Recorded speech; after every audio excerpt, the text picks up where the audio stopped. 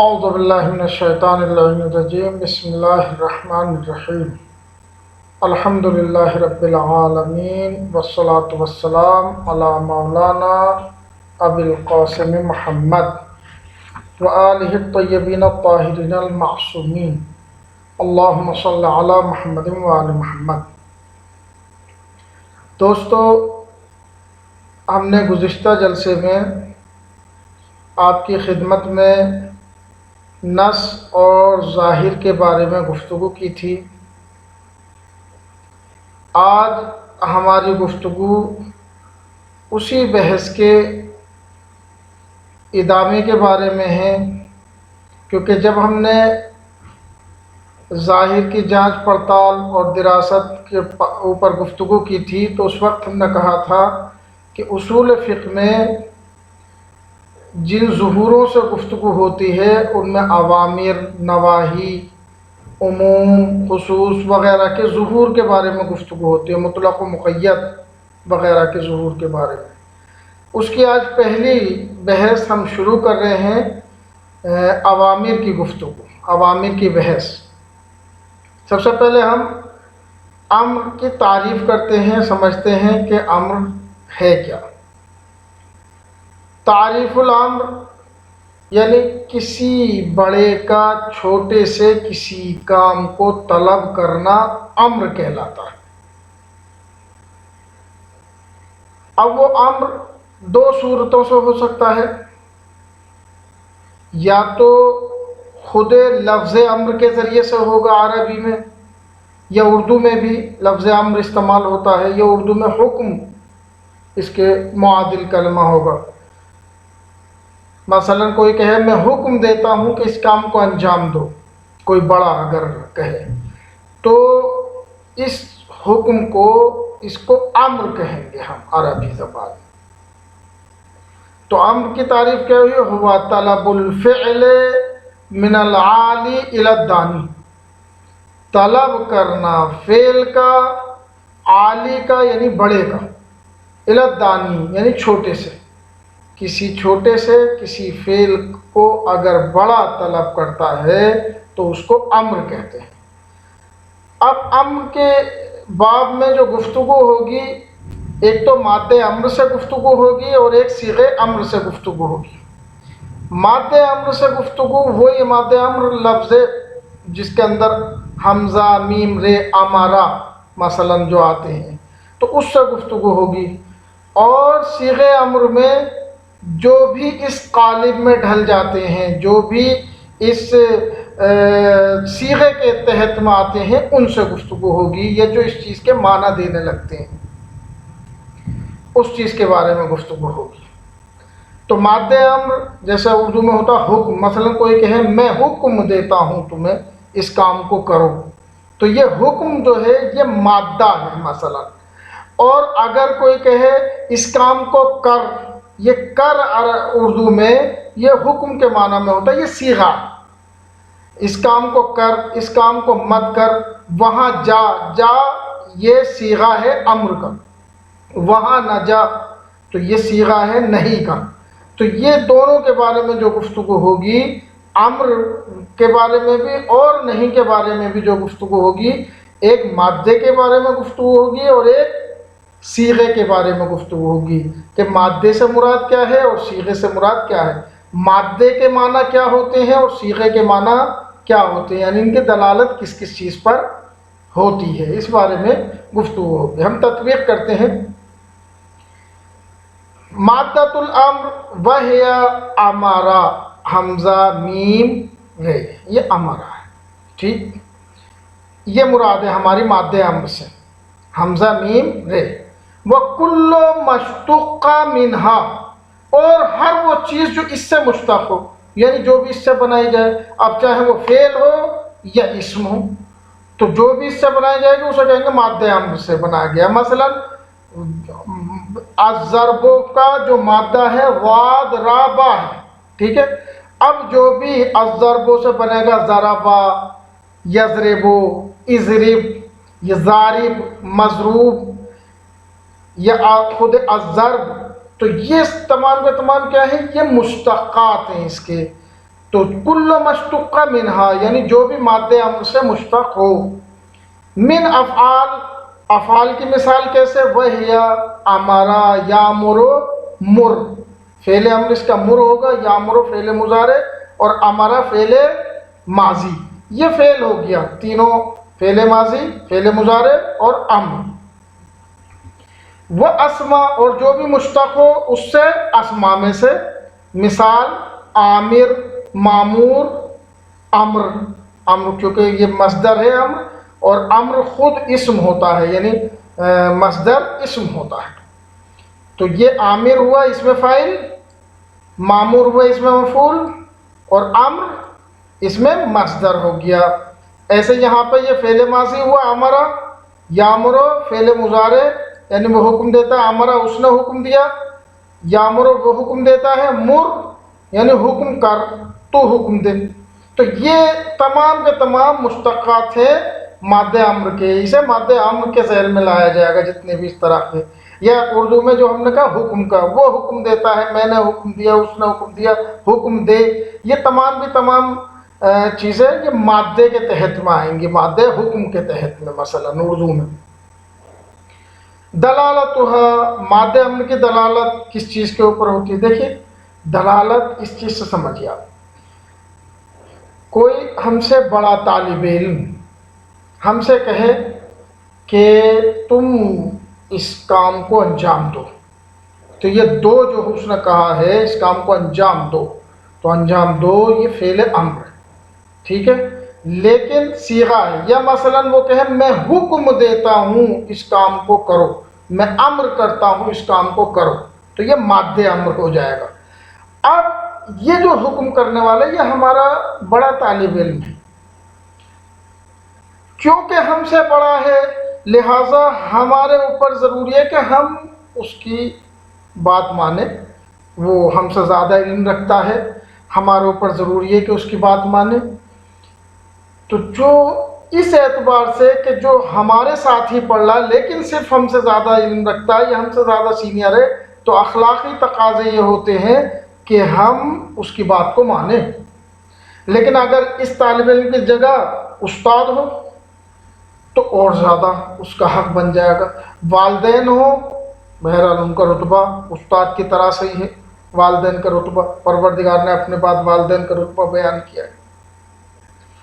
تو اگر وہ حکم کرے کسی چیز کو تو ان کی پیروی اور زیادہ شدت سے ضروری ہے کہ ہم فوراً اس کو مانیں۔ اگر والدین کہیں میں حکم دیتا ہوں اس کام کو انجام دو، میں حکم دیتا ہوں کہ دل لگا کے پڑھو، تو یہ دل لگا کے پڑھنا وہ ہمارے اوپر واجب ہو گیا۔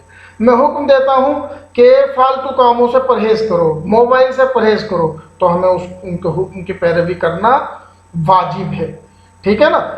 لیکن یہ تمام کے تمام جو بڑے ہیں یہ مجازی بڑے ہیں، اس دنیاوی اعتبار سے بڑے ہیں، اور جو حقیقتاً بڑا ہے جو یہ لوگ جو ہے مثلا والدین جو ہیں پالنے والے ہمارے، انہوں نے ہمارا ظاہری وجود دیا ہے، تو جن لوگوں نے ہمارا ظاہری وجود دیا ہے ان کا حق یہ ہے کہ ہم ان کی بات مانیں، یا جو ہم سے بڑا طالب علم ہے جو ہم سے تھوڑا زیادہ جانتا ہے، اخلاقی تقاضے ہے کہ ہم اس کی بات مانیں، یا جس نے ہمیں صرف علم دیا ہے یعنی ہمارا استاد، اخلاقی اور شرعی ذمہ داری ہماری یہ ہے کہ ہم اس کی پیروی کریں۔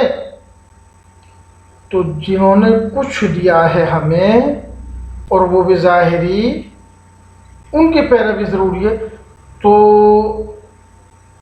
جو ہمارا کل مالک ہے اگر وہ حکم دے تو یہ اس کی میں تو شدت کے ساتھ پیروی ضروری ہے، اس میں بالکل سرگردانی کرنا جائز نہیں ہے۔ یہ ایک تھوڑا سا دلالت کے گفتگو کہ امر کرنے والا جیسا ہوگا اسی کے اعتبار سے شدت بڑھتی چلی جائے گی اور اطاعت کا دائرہ اس کا اتنا ہی وسیع ہوتا چلا جائے گا۔ لیکن کلن مادہ امر جب بھی استعمال ہوگا تو اس کی دلالت اسی چیز پہ ہوگی کہ ہم اس کی پیروی کریں، کیونکہ وہ جو ہمارے اوپر حق رکھتا ہے اس حق کو ہم ادا کر سکیں، ٹھیک ہے نا۔ تو جو حق بڑا طالب علم ہمارے اوپر رکھتا تھا ہم نے اس کی مان، لیکن اگر کوئی ہمارا آقا و مولا ہو تو غلام کے اوپر، بندے کے اوپر ضروری ہے کہ اس کی اسی طرح سے پیروی کریں جیسا کہ مالک کا حق ہوتا ہے، اس کی پیروی کرنی چاہیے۔ دلالتها مادۃ الامر من الالفاظ الظاہرۃ فی الوجوب، صاحب کتاب فرماتے ہیں کہ مادہ امر ان الفاظ میں سے ہے کہ جو ظہور رکھتے ہیں وجوب میں، من الالفاظ الظاہرۃ فی الوجوب والدالۃ علیہ، اور ان الفاظ میں سے ہے کہ جو دلالت کرتے ہیں وجوب کے اوپر۔ کیسے؟ وذالک لأن العقل، اس کی دلیل کیا ہے کہ العقل یستقل بلزوم انبعاث انباس المولا، کہ عقل حکم کرتی ہے کہ لازم ہے اٹھ جانا جب مولا اٹھائے، جانا اس فعل کی طرف جس طرف مولا بھیجے۔ عقل حکم کرتی ہے کہ لازم ہے جانا اس طرف جس طرف مولا بھیجے، یعنی اگر فعل کی طرف بھیجا تو فعل کی طرف جانا واجب ہے، اس کام کو انجام دینا واجب ہے۔ یہ ہماری عقل کہہ رہی ہے بھائی ان کی بات ماننا ضروری ہے۔ بل انزجار عن زجرہی، اور رک جانا جب وہ روکے کسی بھی چیز سے، کیوں؟ قضاء لحق المولویت والعبودیہ، تاکہ آقائیت اور عبودیت بندگی کا حق ادا ہو سکے، کیونکہ اس کا حق ہے، وہ آقا ہے، وہ مالک ہے اس جسم کا، اس روح کا، اس جان کا، ہر چیز کا مالک وہ ہے، تو وہ اگر حکم دے رہا ہے تو ان سب چیزوں کو اس کے حکم کے تحت میں چلنا چاہیے، اور وہ ہمیں اس کی اطاعت ضروری ہے۔ تو اس کا دائرہ اس سے بڑا تو کسی کا بھی دائرہ نہیں ہے، جو پروردگار کا دائرہ ہے اطاعت کا، اس سے بڑا دائرہ کسی کا بھی نہیں۔ لہٰذا اگر وہ کسی چیز کا حکم دے رہا ہے امر کی صورت میں، مادہ امر کی صورت میں، تو ہمارے اوپر اطاعت اس کی ضروری ہے۔ اب ایک چیز یہاں پہ اشارتاً، حالانکہ یہاں پہ اس کی بحث نہیں ہے، لیکن اشارتاً مثلاً گفتگو کرنی ہے۔ مثلا ہاسٹل میں ہم رہتے ہیں، ہاسٹل میں کہا گیا کہ کوئی بھی طالب علم مثلا صبح کا ناشتہ 8 بجے نہیں کرے گا مثلا، تو اب جو طلاب تھے انہوں نے 8 بجے سے پہلے ناشتہ کرنا شروع کر دیا، کیونکہ نماز صبح کے بعد مثلا ناشتہ مل گیا، اور 8 بجے کے بعد پھر کوئی بھی ناشتہ نہیں کرا۔ 8 بجے کے بعد کا حکم ہے، مثلا کہ حکم دیا جاتا ہے کہ 8 بجے کے بعد کوئی بھی ناشتہ نہیں کرے گا، کیونکہ 8:50 پہ مثلا دعا ہوتی ہے، تو طالب علم اپنے آمادگی کر کے کتابیں لے کے اور درسگاہ میں تشریف لے آئے تاکہ۔ اب یہ جو حکم ہے اس کے بعد اگر نہیں، کیونکہ یہ نہیں ہے، یہ جو ہے کہ 8 بجے کے بعد نہیں کرے گا تو یہ نہیں ہے، لیکن اگر اس کے بعد یہ ہو جائے کہ چند دن کی تعطیلات ہو جائیں مثلا مدرسے میں، اور اب درس کی ضرورت اس طرح سے نہیں ہے، جیسے ٹائمنگ کی پریشانی ہوتی تھی، لہٰذا اب مدرسے سے آرڈر نکلتا ہے کہ اب آپ کو حکم دیا جاتا ہے کہ 8 بجے کے بعد ناشتہ کر لیں، تو یہ 8 بجے کے بعد ناشتہ کر لیں، تو یہاں اس سے مراد کیا ہے؟ یعنی کیا؟ یعنی جو 8 بجے کے بعد بھی کرنا چاہے وہ بھی کر سکتا، تو یہاں پر حکم نہیں ہے مراد، یہاں پہ حکم سے وجوب مراد نہیں ہے، کیوں؟ کیونکہ نہیں کے بعد آیا ہے یہاں پر۔ ایسے ہی قرآن کریم اور روایتوں میں اگر کوئی ایسا قرینہ موجود ہے کہ جس سے یہ اندازہ ہو کہ پروردگار کی مراد مادہ امر سے یا مادہ نہیں سے وجوب یا حرمت نہیں ہے، تو اس امر کے تحت میں ہمیں اسی اعتبار سے اس کے معنی نکالنے پڑیں گے، اب چاہے وہ استحباب کے معنی نکلے یا کراہت کے معنی ہوں۔ تو اگر قرآن مجید اور روایتوں کی دستورات میں ایسا قرینہ موجود ہو جس سے شارع مقدس کی امر یا نہیں سے مراد وجوب اور حرمت نہ ہو بلکہ استحباب اور کراہت ہو، تو اس صورت میں امر و نہیں کو استحباب یعنی امر استحبابی کہیں گے اس امر کو، اور کراہت کو کیا کہیں گے؟ نہی تنزیہی۔ انہیں نہی تنزیہی سے تفسیر کرنا چاہیے، جیسے مولا کا امر اس کے منع کرنے کے بعد ہو۔ مثال کے طور پر اگر طبیب نے بیمار سے کہا ہو پانی نہ پیو اور پانی کی جگہ پر دوسرے مائعات کا استفادہ کرو، مثلا جوس پیو، اور وہی طبیب ایک ہفتے کے بعد کہے پانی پیو، تو یہاں پہ پانی پینے کا یہ امر جو ہے اس کا یہ نہیں ہے کہ آپ پانی پینے پہ لگ جاؤ، نہیں، آپ پی سکتے ہو، یہ مراد ہے۔ تو یہاں پانی پینے کا یہ امر عرفی مفہوم میں وجوبی امر کے معنی میں نہیں ہے، بلکہ ممانعات کو دور کرنے کے معنی میں، یعنی اب وہ جو رکاوٹ تھی وہ ختم ہو گئی ہے، یعنی آج کے بعد پانی پینے کی ممانعت اٹھا لی جاتی ہے، نہ یہ کہ بیمار کے لیے پانی پینا واجب ہو گیا ہو، ایسا نہیں۔ ایک اور چیز جو مادہ امر کے ذیل میں ہمیں یہاں پر بیان کرنا بہتر لگتا ہے کہ مادہ امر کے مختلف معنی ہوتے ہیں، وہ تو ایک اشارتاً یہاں پہ ایک مرور کرتے ہیں اس کا، اور اس کے بعد انشاءاللہ صیغہ امر کی گفتگو شروع کر لیں۔ کہ مادہ امر متعدد معنی میں استعمال ہوتا ہے، جن میں سے بعض درج ذیل ہیں، جیسے طلب، جیسے کہتے ہیں امرتک بکذا، یعنی میں نے تم سے فلاں کام کرنے کو طلب کیا ہے، تو یہاں طلب کے معنی میں امرتک یعنی میں تجھ سے طلب کرتا ہوں، بکذا اس کام کو اس طرح سے، مثلا یہ چیز۔ کبھی مادہ امر شے کے معنی میں استعمال ہوتا ہے، جیسے رأیت الیوم امرا عجیبا، میں نے آج ایک عجیب چیز دیکھی، تو یہاں پر شے کے معنی میں استعمال ہوا ہے۔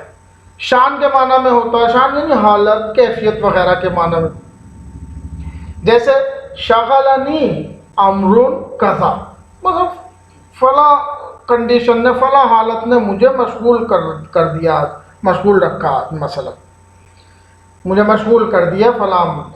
فعل کے معنی میں بھی ہوتا ہے، کام کے معنی میں، جیسے مثلا کہا جائے وما امر فرعون برشید، یہ قرآن کریم کی آیت ہے، یعنی فرعون کا عمل صحیح نہیں تھا، رشید ہونا یعنی صحیح ہونا، تو یہاں پہ امر کیا یعنی کام، فرعون کا کام صحیح نہیں تھا۔ ایسے فعل عجیب کے معنی میں بھی استعمال ہوتا ہے، مثلا جیسے کہا جائے فلما جاء امرنا، جب ہمارا امر آیا، یعنی کیا، یعنی جب ہمارا امر انہوں نے دیکھا تو وہ تعجب میں پڑ گئے، تو گویا ہمارا امر عجیب آیا، جس نے انہیں تعجب میں ڈال دیا۔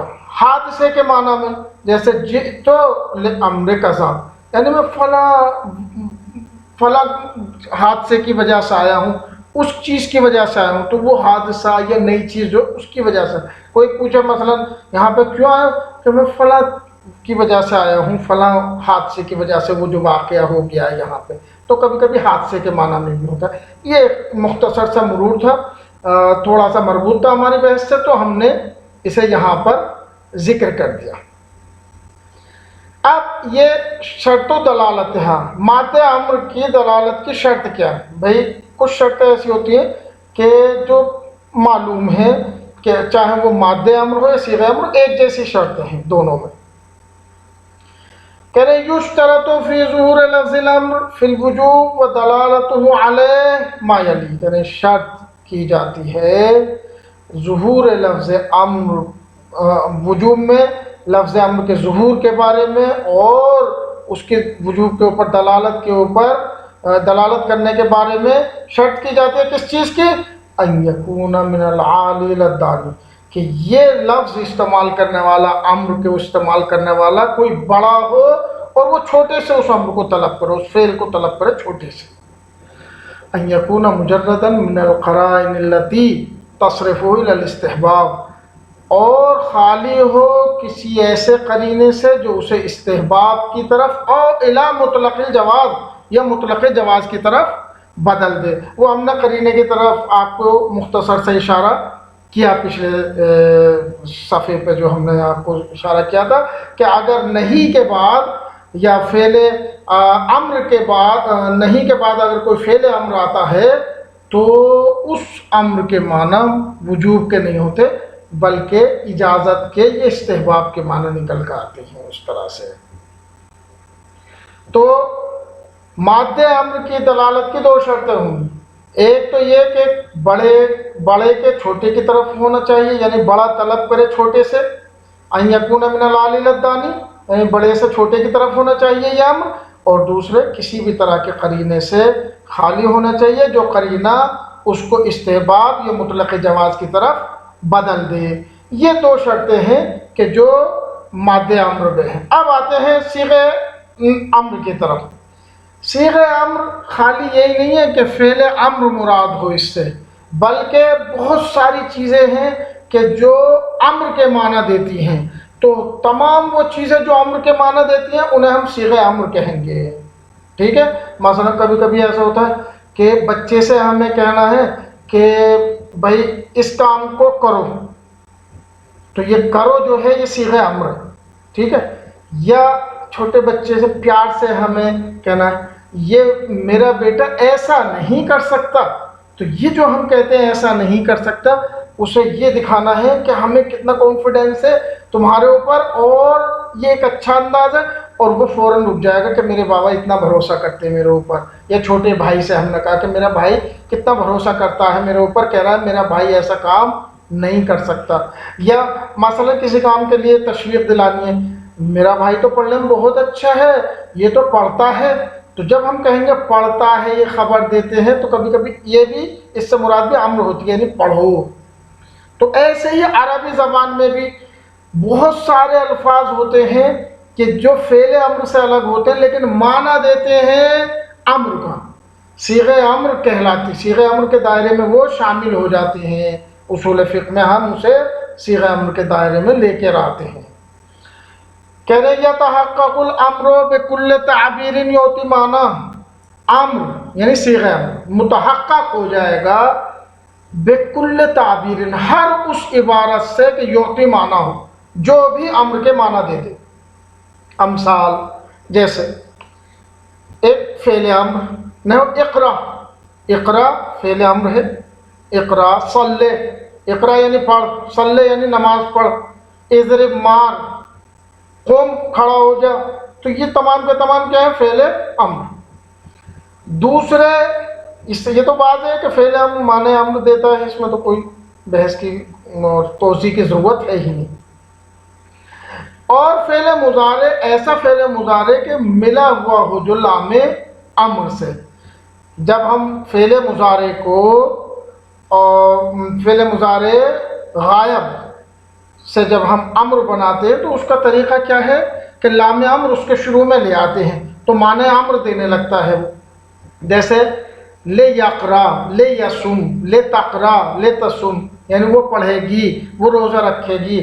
تو یہ جو لام امر آ گیا ہے تو یہ لام امر وہی امر کے معنی دینے کے لیے اس کے آیا ہے فعل مضارع کے۔ تو لا یعید، مثلا لا یعید، تو یہ جو یہ لام جب داخل ہو گیا تو یہ امر کے معنی دینے لگا، حکم کے معنی دینے لگا، ضرورت اس میں آ گئی معنی میں۔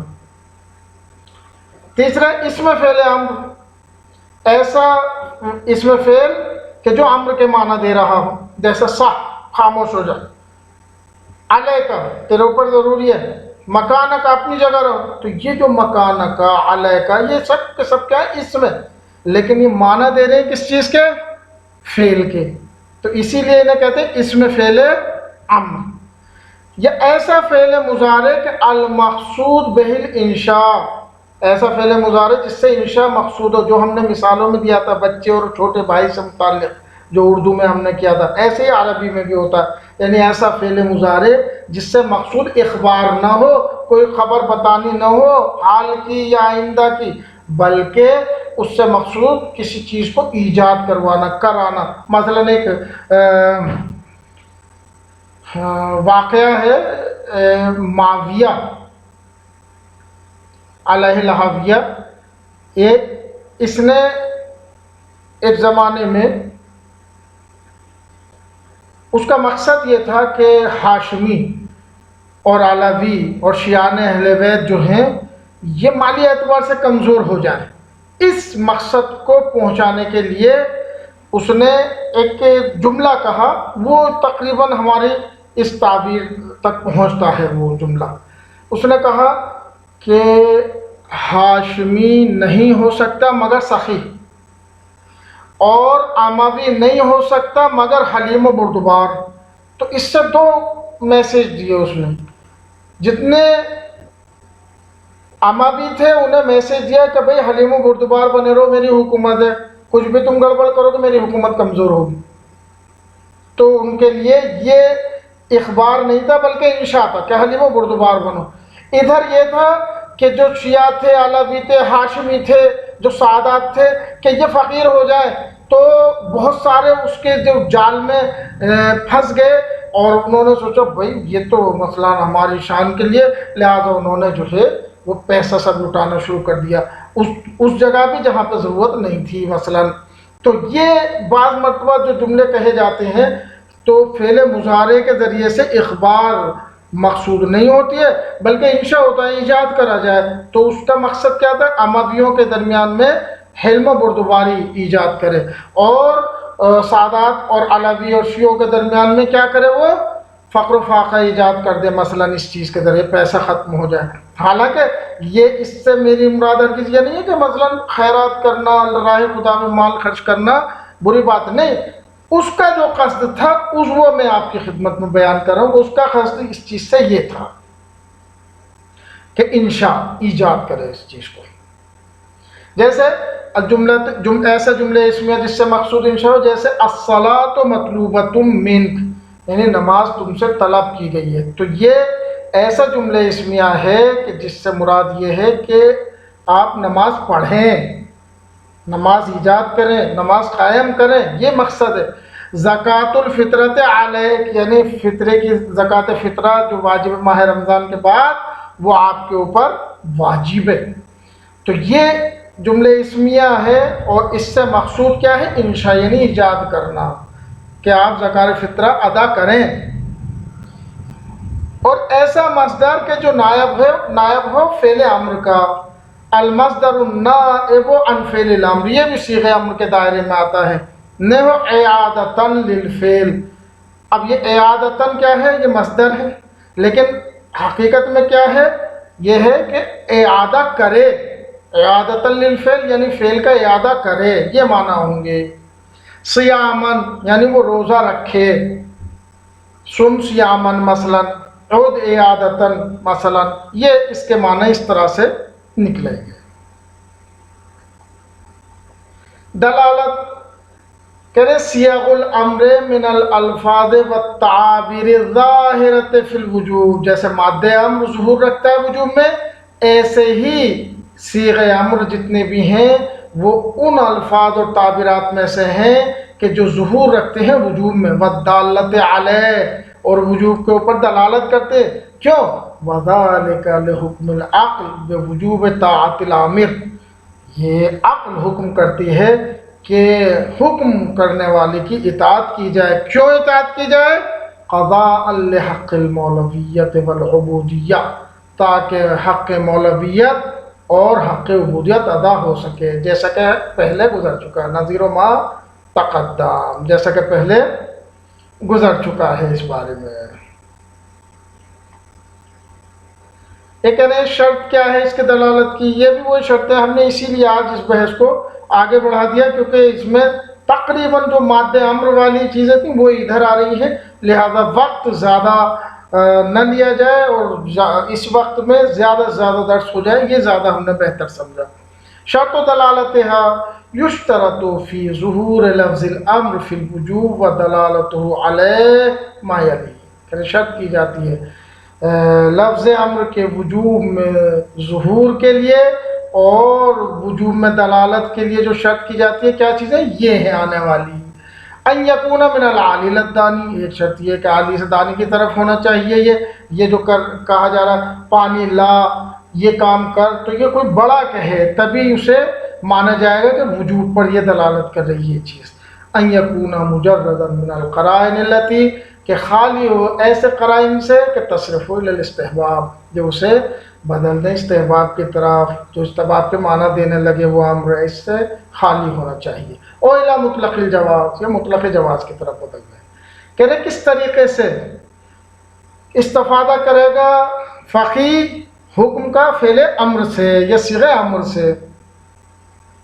ہے ان یعمد الفقیہ الی التأکد، اعتماد کرے گا فقیہ تأکد کے اوپر. کس چیز پہ تأکد کرے گا؟ اطمینان حاصل کرے گا اس چیز پر کہ من ان اللفظ اب التعبیر الواردہ فی الکتاب والسنہ، کہ یہ لفظ یا یہ عبارت جو وارد ہوئی ہے کتاب اور سنت میں، والذی یرید الاستدلال بہ، اور وہ لفظ یا عبارت جس سے وہ استدلال کا ارادہ کر رہا ہے، یہ کہ اس پہ کیا کرے گا؟ تعقد کرے گا، اطمینان کرے گا کس بات کا؟ کہ یعطی معنی الامر، کہ یہ امر کے معنی دے رہی ہو عبارت، یعنی لفظ اور تعبیر امر کے معنی دے رہی ہو۔ ثم الی التعقد، پھر اس کے بعد وہ اطمینان حاصل کرے گا من خلوہ، کہ یہ عبارت اور لفظ خالی ہے ان ایت قرینۃ، کسی بھی ایسے قرینے سے کہ تصرفہ، جو اسے منصرف کر دے، بدل دے، الی الدلالۃ علی غیر الوجوب، غیر وجوب پر دلالت کی طرف۔ وبعد ان یثبت لدیہ، اور جب اس کے نزدیک ثابت ہو گیا کہ لفظ جو ہے وہ معنی امر بھی دے رہا ہے اور کسی بھی ایسے قرینے سے خالی ہے کہ جو غیر وجوب پر دلالت کرے، تو اب وہ کہے گا کہ ان الآیۃ اب الحدیث یتضمن معنی الامر۔ جب اس کے نزدیک ثابت ہو گیا کہ آیت اور حدیث اپنے ضمن میں معنی امر لیے ہوئے ہے اور وہ خالی ہے کسی بھی قرینے سے، وَأَنَّهُ خَالٍ مِّنَ الْقَرِينَةِ الَّتِي تَصْرِفُ إِلَىٰ غَيْرِ الْوُجُوبِ، اور ہر اس قرینے سے خالی ہے جو اسے منصرف کر دے غیر وجوب کی طرف، يَقُومُ بِتَطْبِيقِ قاعدة الظُّهُورِ عَلَيْهِ، اب وہ قاعدہ ظہور کو تطبیق کرے گا اس عبارت یا لفظ کے اوپر کہ یہ اس کا ظہور اس چیز میں ہے، مثلا لفظ صیغہ امر کا ظہور وجوب میں ہے، یہ قم جو ہم نے کہا ہے یہ قم کا ظہور وجوب میں ہے، کھڑے ہونے کا، کھڑا ہونا واجب ہے، یا مثلا کہا ہے کہ فلاں کام کو انجام دو، اگر لفظ وجوب بھی آ گیا ہے تو مادہ امر کی دلالت بھی اس طریقے سے ہو جائے گی۔ اور اگر صیغے کے اعتبار سے دیکھیں تو مثلا کہا گیا ہے اقیموا، اقیموا فعل امر، تو اب کہے گا اقیموا کا ظہور وجوب میں ہے، یقوم بتطبیق قاعدۃ الظہور، تو اب وہ تطبیق کرے گا قاعدہ ظہور کو علیہ، علیہ یعنی علی العبارت، علی اللفظ، ثم ينتهي بالآخر الی النتیجۃ، پھر وہ نتیجے تک پہنچے گا، وہی نتیجہ کیا ہوگا؟ دلالت الآیت بالحدیث علی الوجوب، نتیجہ یہ حاصل کرے گا کہ یہ آیت دلالت کر رہی ہے وجوب کے اوپر، یہ نتیجہ حاصل کرے گا۔ انشاءاللہ مثالیں آئندہ جلسے میں۔ والسلام علیکم ورحمۃ اللہ وبرکاتہ۔